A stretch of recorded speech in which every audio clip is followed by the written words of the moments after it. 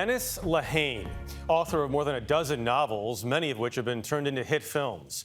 Now Lehane is out with the book he says may be his swan song, Small Mercies. It takes place, like almost all of Lehane's work, in Boston during a seminal moment for the city.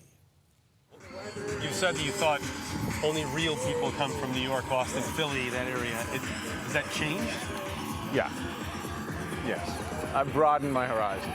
Even though California is now home, Dennis Lehane continues to be defined by Boston. One moment in particular, the time his father took a wrong turn and the family wound up in the middle of a riot. If you're not going to disperse, you're going to be arrested. I was flabbergasted. I still am flabbergasted. I remember just kind of buffeting our way through this massive crowd, people screaming, and it was medieval. Let us go to our neighborhoods where our kids are safe. It changed everything in some ways. I always feel like childhood kind of ended there for me in a lot of ways. The desegregation of Boston schools began in 1974. I wouldn't care if they were green or purple with the idea of putting my kid on a bus when I have a school right across the street from where they should go. Black students were ordered to be bused to white neighborhoods and vice versa, leading to widespread violence. And while we was in school, there was throwing glass at black people and little kids. Lehane's new book, Small Mercies, tells the story of a mom named Mary Pat Fennessy, whose daughter goes missing amidst all that.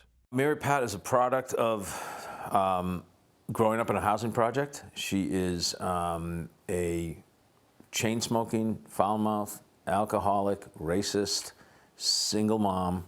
She's all those things, and yet you find yourself rooting for her. Yes, because she's trying not to be. At the very least, she's trying not. She's open to the possibility that her entire life has been built on a lie. Lehane started publishing in the 1990s, but his name wasn't on most radars until Clint Eastwood turned Mystic River into a movie in 2003. Tell us, Mr. Boyle, how did you get the blood in your car? What blood? Let's start with the front seat. That was followed by more, like Martin Scorsese's Shutter Island. How do you believe a crazy guy? That's the beauty of it, isn't it? Crazy people, they're the perfect subjects. They talk, nobody listens. And two directed by Ben Affleck, including Gone Baby Gone. Why is this so hard? The cops don't want me coming here. Lionel don't want me coming here. Now you don't want the job? No, it's not that we don't want the job. We consult privately before we make decisions like these. We do. So many of your books, I mean, an uncommon amount, get made into movies. Is that always the plan for you? No. I never thought. I didn't want to sell Mystic River. That was only because Clint Eastwood wooed me and wore me down. And nothing like being wooed by Clint Eastwood. I know, it's pretty cool. It was pretty cool. Clint will say, whatever you say to him, he'll say, I'll say, look, it's not for sale. And he'd say, oh, I know that. But if it were, and he just keeps wearing you down and wearing you down. So what was the Scorsese sell? Scorsese? I mean... Fair enough.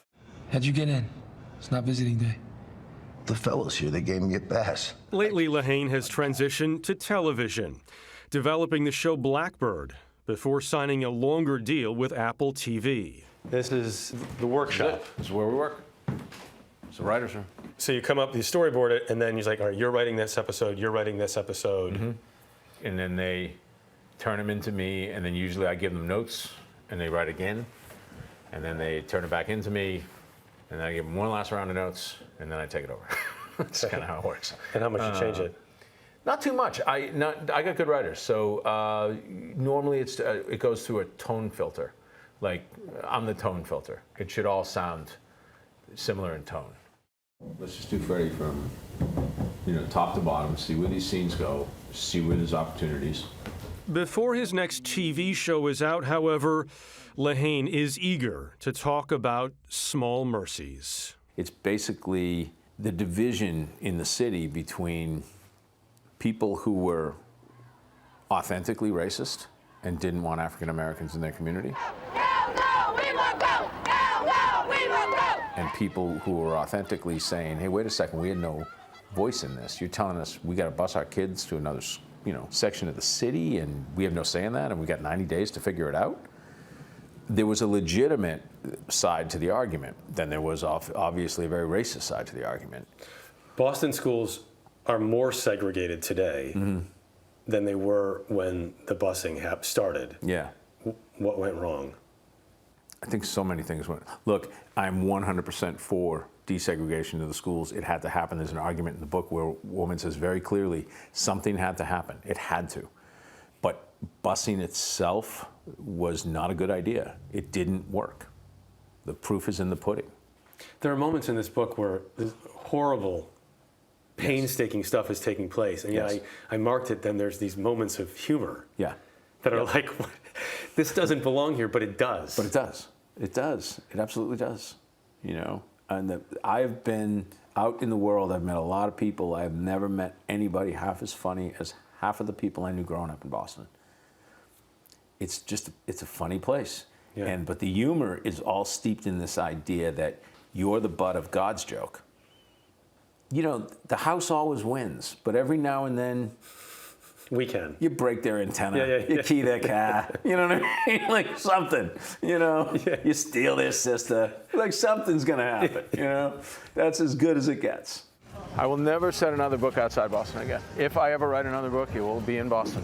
Why? Because I did it once and it didn't feel right. If Small Mercies is his swan song novel, it comes in typical Dennis Lehane fashion. Heartbreaking, yet completely unsentimental. Does part of it make you a little reflective and sad, though? No, if there's another book, I'll do it. I'll be happy to do it. No, if I was literally walking off into the sunset, like, I'm done, I'm going to go play golf. You know what I mean? That's you're not doing that. I don't believe in any of that. I don't believe in retirement. I don't believe in any of that. I just happen to be now in a job that allows me to be creative, that allows me to tell stories, most importantly, allows me to be around other people. I was really tired of the lifestyle. I like that. And that's that big difference between, you know, sitting in an office by yourself all day long writing a novel versus being able to collaborate. You know, he seems so much brighter than his work. I mean, his work is dark. It is very dark. Yeah. And so it's so nice to see that, you know, he is light. You know, he said that to us too. I mean, he's a fun guy to talk to, very charming, but his work it's tough. I mean, there's not a lot of happy endings in Dennis Lehane books. It's really remarkable, just the breadth of work that he has had and will continue to do. Yeah. That was a great conversation. And Kia Ka. Yeah, sister. Yeah. But do you go straight to plotting it out? Yeah. Because I think story is the journey. Character is obviously the people involved. Yeah. Plot's the car. Yeah. And to my detriment, it's clear that I'm not in love with plot all that much. I do it because I have to. I teach it because it was never taught to me. I know that that's what people come to a book for, but man, that's the last thing I'm interested in. But this journey, the journey is very important because the journey is going straight to the heart of the summer that when I think of, all I see is fire. I just see fire and rage and heat. That's what I recall. And so I wanted to put a woman right at the center of that and run her right through the buzzsaw of all of it.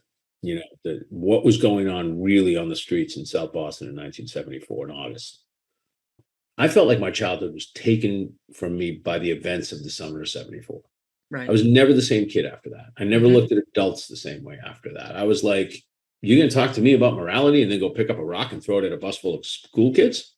I'm going to see you in church? Like, I just couldn't reconcile the two things. And I could finally chart something, which I've always had a lifelong mistrust of mob-think or fanaticism. If your ideology allows for you to murder people, for you to allow people to be slaughtered, for you to allow rocks to be thrown at children, then you're off my Christmas card list. I got nothing to say to you. You had a whole subgeneration of kids who never went to high school. Yeah. That's how long that boycott lasted. Yeah. It wasn't like, you know, the boycott that's shown in the book is shown on September 12th, day one. Right. That boycott went on for years and years and years. There was an entire subgeneration that never got education. But you as the writer, you've got to create the world. You've got to create the characters. You've got to create the story. How much of this are you mapping out? And how much of it is just you sitting? Okay. So you're just sitting down and going and saying, all right. I knew I had a through line. I knew what my Mhm. through line was. There's some antecedents to this story. I'd heard about a mother in Mexico who took on the cartels over the death of her daughter. I'm speaking more of the film than of the book. I'm a very big fan of a film called Get Carter with Michael Caine. I think that was an antecedent as well. And then there was just this. It was a sense of, I keep coming back to this image of like driving something through a buzzsaw, driving something through a wall. Yeah. I was saying, I want to drive this straight through the summer of 74, right up till September 12th. And I want to tell the story of a woman who cannot be bargained with, cannot be negotiated with. She is going to find out where her daughter is, no matter what. And she is going to hold every single person accountable who may have been involved in the disappearance of her daughter.